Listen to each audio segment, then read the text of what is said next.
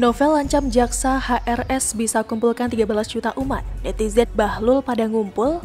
Ditulis oleh Anto Cahaya di siwar.com. Halo, berjumpa dengan Suara Grace di channel Metropolitik.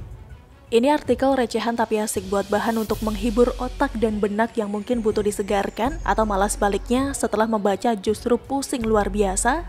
Baik, langsung saja. Persaudaraan Alumni atau PA212 mengaku tidak punya kekuatan untuk membendung massa yang ingin datang di sidang putusan atau vonis Habib Rizik Syihab atau HRS atas perkara hasil swab tes COVID-19 Rumah Sakit Umi Bogor.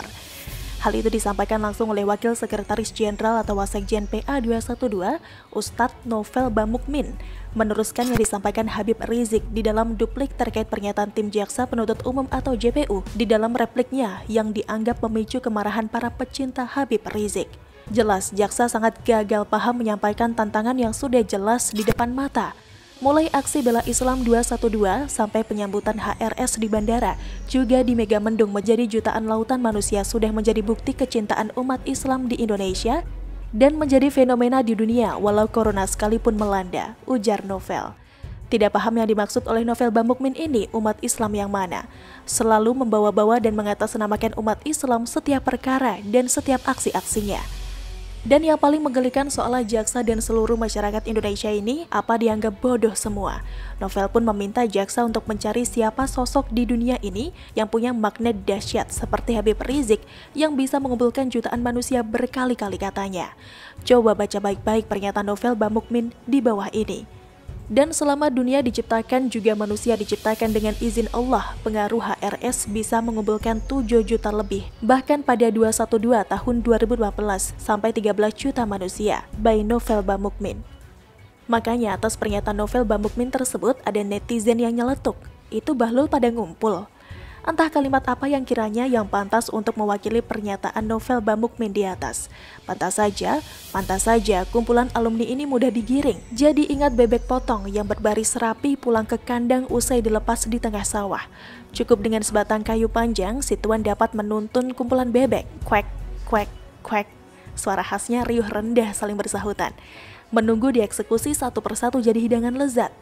Novel Bamukmin seolah sedang bangun narasi dan mengancam pihak aparat sehingga Novel mengaku PA212 tidak mempunyai kekuatan untuk membendung massa pencinta Habib Rizik yang bisa saja hadir di sidang vonis nanti.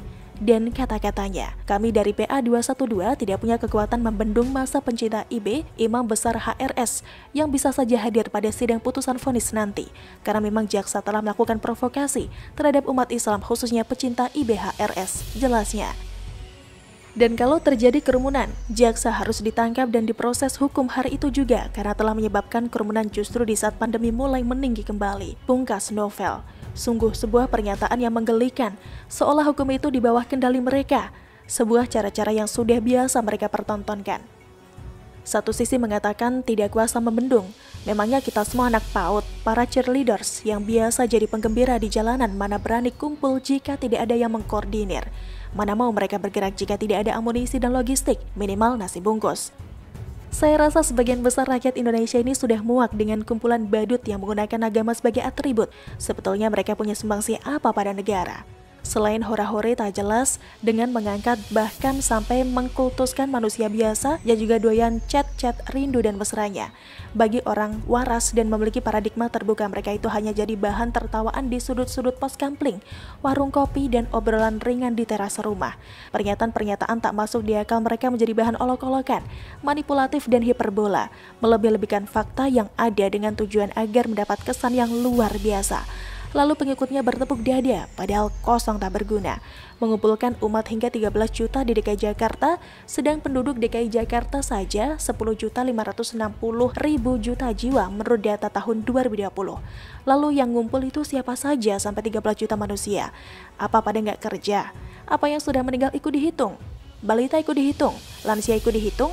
Pocong, genderuwo, kuntilanak, suster ngesot, wewe gombel, gundul pringis, leak, iblis, demi dan seterusnya ikut dihitung dan ngumpul. Silakan pembaca Siward mungkin punya jawaban yang masuk akal. Demikian, salam. Bagaimana menurut Anda? Silahkan tulis komen Anda di kolom komentar. Jangan lupa untuk like, subscribe, dan share. Grace pamit, sampai jumpa.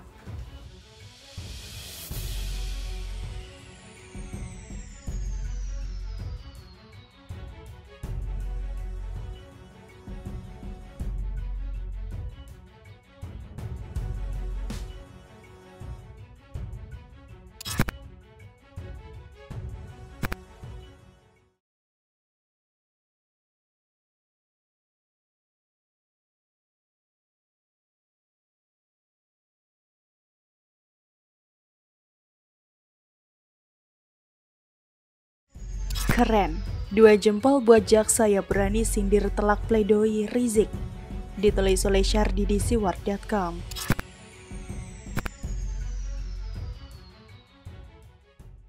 Halo, berjumpa dengan Suara Grace di channel Metropolitik. Setelah Rizik membacakan pledoi beberapa waktu lalu, sekarang giliran JPU menanggapi melalui replik. Saat membacakan pledoi, Rizik secara membabi buta menyeret beberapa nama dan melempar tudingan kemana-mana, mulai dari Ahok, Denny Siregar, Ade Armando, dan Abu Janda hingga tuduhan serius kepada Dias Hendro Priyono terkait pelakuan terhadap 6 laskar Ormas terlarang. Jaksa membantah itu semua dengan mengatakan tidak nyambung, emosi tanpa kontrol dan mengaitkan orang lain dalam pembelaan yang tidak ada hubungannya sama sekali, kata jaksa. Di antaranya perkara Ahok, juga menghubungkan dengan Abu Janda, Ade Armando, Denny Siregar. Selain daripada itu, menghubungkan dengan Dias Hendro Priyono yang semuanya tidak ada nyambungnya, katanya lagi.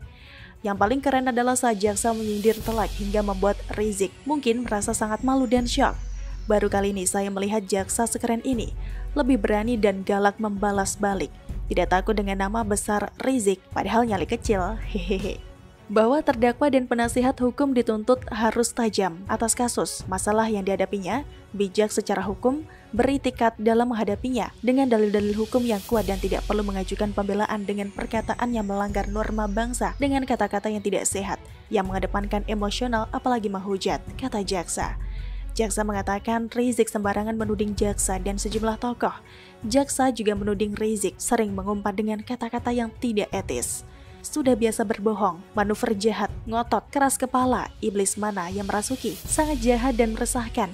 Sebagaimana dalam pledoi, kebodohan dan kedunguan serta kebatilan terhadap aturan dijadikan alat oligarki, sebagaimana pada pledoi, katanya.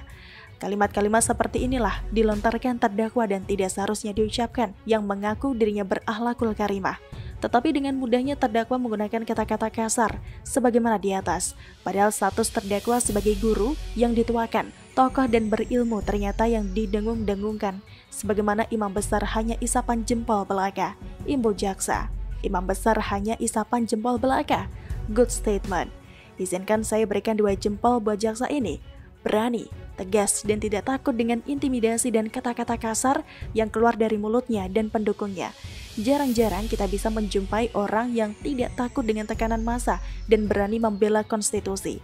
Berani galak jika memang ada yang salah. Beginilah seharusnya aparat menegak hukum. Salah tetap salah, mau dia itu ulama kek, pemuka agama kek, imam besar kek, atau Rizik yang cuma berani sembunyi di balik pendukungnya, tidak takut mengatakan seseorang bersalah jika memang bersalah, berani berkata pedas jika memang begitu kenyataannya, tidak menciut dan main aman karena takut dengan tekanan massa. Rizik ini adalah contoh tokoh yang selalu lupa bercermin, mengaku imam besar, sok suci, surga seolah hanya milik kelompoknya, tapi kelakuan sangat terbalik. Rizik ini merasa paling benar sendiri sehingga dia dengan seenak jidatnya menyalahkan orang lain. Bahkan dia selalu menuding orang lain berbuat salah tapi tidak dihukum. Kemudian dia dengan seenak jidatnya membandingkan dirinya kenapa dihukum padahal kesalahannya jelas dan nyata. Memaksa yang tidak bersalah dihukum. Begitulah kira-kira pembelaan konyolnya di persidangan. Dia merasa paling benar padahal kelakuannya lebih parah dan lebih hancur. Lebih hancur lagi banyak yang menjadikannya idola dan panutan. Lebih gila lagi pendukungnya tak pernah melihat secuil kesalahan pun dari Rizik. Membela mati-matian meski salah. Bahkan